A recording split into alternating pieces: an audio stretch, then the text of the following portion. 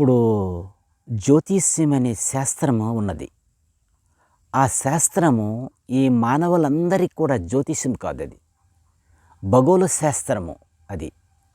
అంటే నీవు పాపాలు చేస్తే నీకు మంచి కర్మ జరిగిపోలే ఒక పండితుడి దగ్గరికి వెళ్తే ఆడు హోమము యజ్ఞం చేయమంటే నువ్వు చేసిన పాపం నివారైపోయి నీకు మంచి జ్ఞానవంతుడుగా ఆ జ్యోతిష్యం మార్చిస్తుందంటే అది భ్రమతో కుషితో దుర్భిక్షం. అది తప్పు ఆలోచన. నువ్వు చేసిన కర్మ మంచి కర్మ చేసుకో, అప్పుడు నీకు జ్యోతిష్యం చెప్పుతోంది. నువ్వు పెద్ద పెద్ద కూనీలు మర్డర్లు చేసేసి ఒక పండితుడి దగ్గరికి వెళ్ళి నా పేరు మీద ఏదో మంచిగా చూడండి అంటే ఆడు 10,000 కట్టు ఒక పూజ చేస్తాను, 20,000 కట్టు హోమం చేస్తాను అంటాడు. ఆ హోమం చేయగాన నువ్వు చేసిన పాపాలు నివారణ అయిపోతాయి. అంటే జ్యోతిష్యం ప్రతివాడు కూడా కనిపెట్టేసి అది రచించి రోజుకో బుక్ తయారు చేసేస్తారు.